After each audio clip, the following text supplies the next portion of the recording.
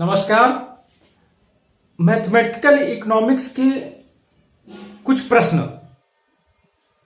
Net में आते हैं, हायर एजुकेशन के असिस्टेंट प्रोफेसर के एग्जाम में आते हैं। अब यूपी पीजीटी के एग्जाम में भी पूछे जाते हैं, तो ये किस प्रकार से सॉल्व किए जाते हैं आइए देखते हैं।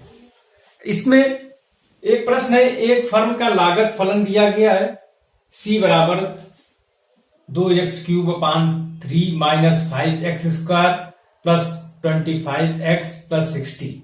यदि बाजार में पूर्ण प्रतियोगिता है तथा वस्तु की कीमत दी गई है 37 रुपए है, तो उसमें पूछा है कि वस्तु की मात्रा, औसत लागत और प्रति इकाई लाभ और कुल लाभ को बताइए।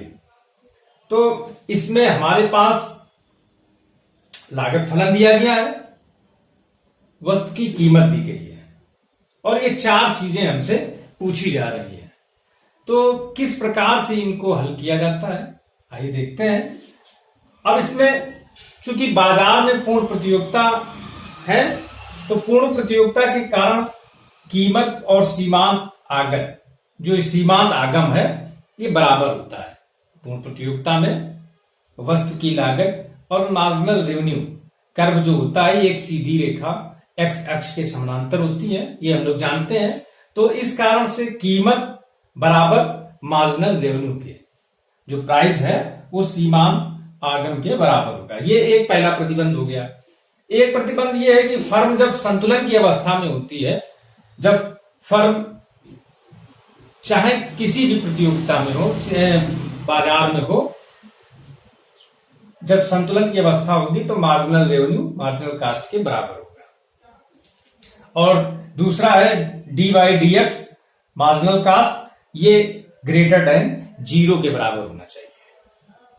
तो अब इसमें पहला देखते हैं, वस्तु की मात्रा के लिए कुल लागत फलन दिया गया है C बराबर 2/3x³ minus 5x² plus 25x plus 60। इसका C का x के आधार पे अवकलन करते हैं, तो dy/dx C ये मार्जिनल कास्ट कहलाता है। सीमांत लागत, ये कुल लागत फलन का अवकलन होता है। तो marginal cast 2/3x² minus 5 bracket में 2x प्लस 25, ये अवकलन करने से इस समीकरण का जब अवकलन करेंगे तो ये आएगा और ये हो जाएगा 2x² माइनस 10x प्लस 25। ये समीकरण दूसरा हो गया। अब इसके बाद दूसरा प्रतिबंध क्या है कि मार्जिनल कास्ट मार्जिनल रेवेन्यू के बराबर होगा। अब मार्जिनल कास्ट मार्जिनल रेवेन्यू के बराबर, तो मार्जिनल कास्ट का समीकरण हमारे पास आ गया 2x² माइनस 10x प्लस 25। तो ये किसके बराबर होगा? प्राइस के बराबर 37।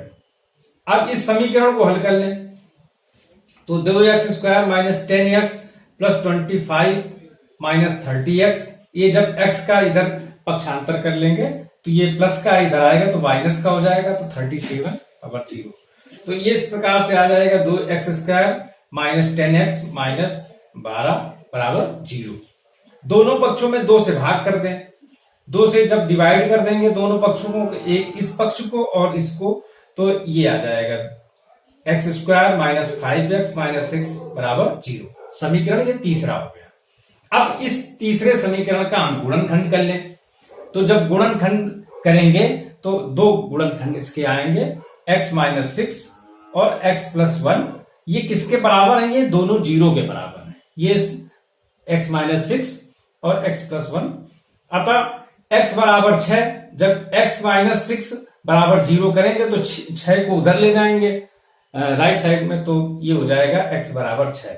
इसी प्रकार से जब x प्लस 1 बराबर 0 करेंगे तो इस x का मान आ जाएगा x बराबर माइनस 1।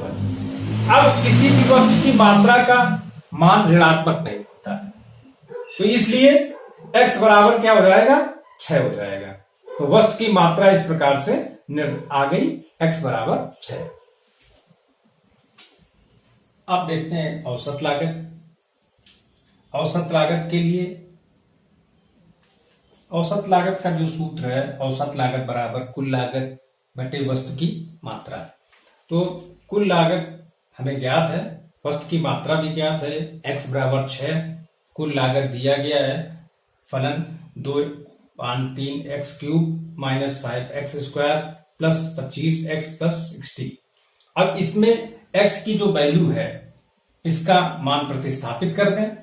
तो इसका जब मान प्रतिस्थापित कर देंगे तो x की जगह आ जाएगा 6, तो 2/3 6x³ minus 5x square plus 25 6 plus 60। तो जब इसको कैलकुलेट कर लेंगे तो टोटल कास्ट आ जाएगी 174 रुपए, 174 रुपए।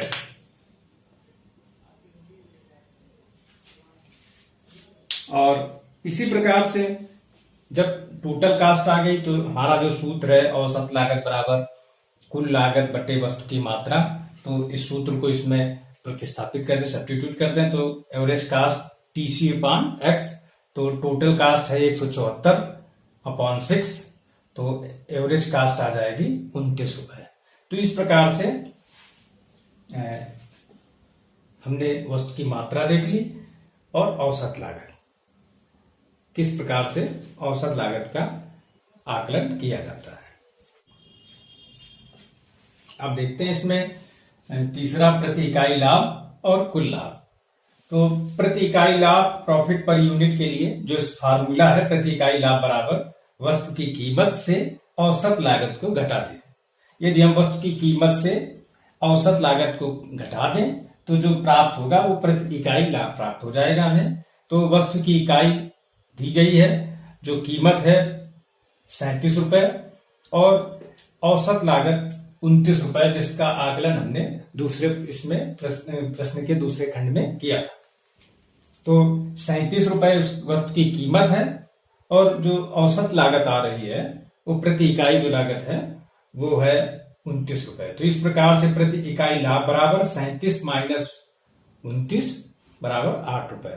तो पर यूनिट जो प्रॉफिट मिल रहा है उत्पादक को 8 रुपए पर यूनिट मिल रहा है। इसी प्रकार से कुल लाभ टोटल प्रॉफिट के लिए, तो कुल लाभ का सूत्र है कुल आगम माइनस कुल लागत, total revenue minus total cast. यदि हम जो वस्तु की बिक्री से हमें टोटल रेवेन्यू जो प्राप्त हो रहा है उससे यदि टोटल कास्ट घटा दें तो कुल लाभ प्राप्त हो जाता है। तो इस प्रकार से कुल आगम किस हो जाएगा, टोटल रेवेन्यू वस्तु की मात्रा गुणा कीमत। तो वस्तु की कीमत मात्रा है 6, जिसका आकलन हमने पहले किया था वस्तु की मात्रा पहले खंड में, और वस्तु की कीमत दी गई है 37 रुपए। तो इस प्रकार से कुल आगम हो गया 222 रुपए। तो कुल लागत 174 रुपए है, जिसका आकलन हम लोगों ने औसत लागत के आकलन में किया था। तो इस प्रकार से 200 कुल लाभ हो गया 222 माइनस 174 अर्थात 48 रुपए। तो इस प्रकार से UP higher education assistant professor और नेट के एग्जाम में तो प्राय मैथमेटिकल इकोनॉमिक्स के क्वेश्चन पूछे ही जाते थे। अब कुछ समय से टीजीटी के एग्जाम में भी मैथमेटिकल इकोनॉमिक्स के क्वेश्चन पूछे जाते हैं। तो ये क्वेश्चन जो है इस प्रकार से हल किए जाते हैं। धन्यवाद।